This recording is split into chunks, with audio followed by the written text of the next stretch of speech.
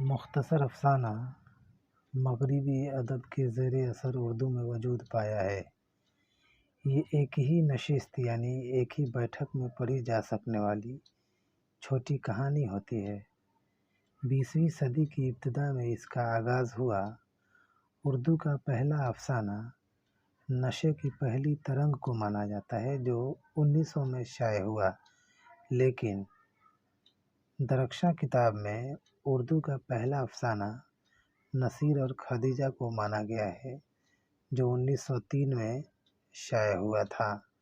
तो जो भी ऑप्शन आए, अगर नशे की पहली तरंग हो तो नशे की पहली तरंग को ही हम सिलेक्ट करेंगे, और अगर ये न हो और उर्दू का पहला अफसाना नसीर और खदीजा हो और 1903 हो तो हम नसीर और खदीजा को ही सिलेक्ट करेंगे, इसी को टिक मारेंगे।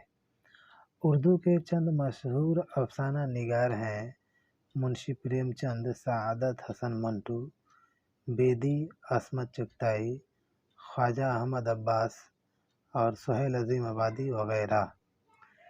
बात करते हैं सुहेल अजीम आबादी के बारे में थोड़ी सी।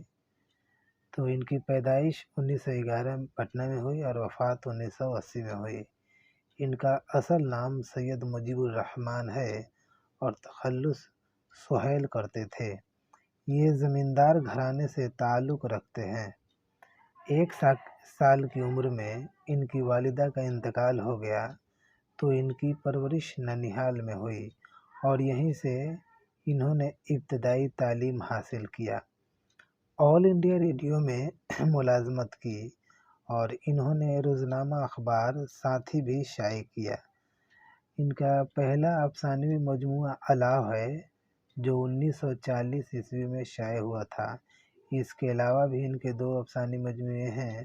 पहले का नाम है 4 चेहरे और दूसरे का नाम है आदमी के रूप। इन्होंने एक नावल भी लिखा है। इस नावल का नाम बेजड़ के पौधे हैं। सुहेल अजीम आबादी ने कमोबेश 125 अफसाने लिखे हैं।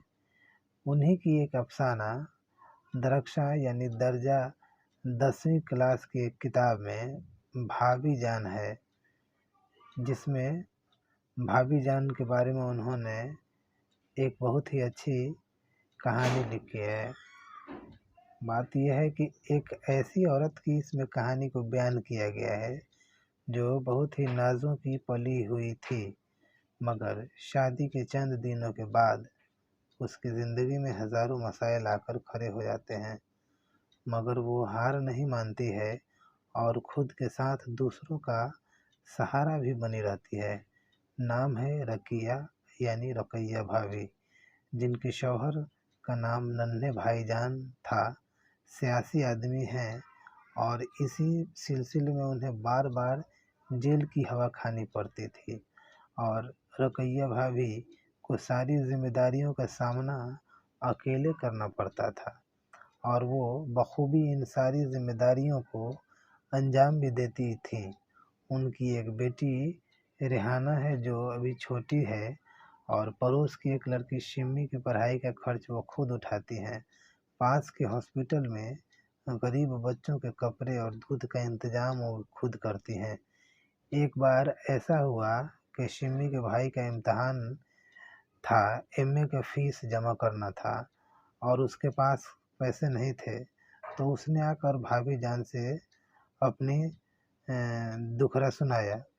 तो भाभी जान ने अपनी बेटी के लिए बहुत मुश्किलों से सोने की 2 चूड़ियाँ बनवा कर रखी थी। उन्होंने सिम्मे के हाथ पर ला करके रख दिया और कहा कि जाओ इसे बेचकर अपने भाई के एमए की फ़ीस अदा कर देना। पढ़ाई बहुत ज़रूरी चीज़ है, रुकना नहीं चाहिए। शिम्मी ऐसे इशारों कुर्बानी को देखकर बुत सी बनी रही।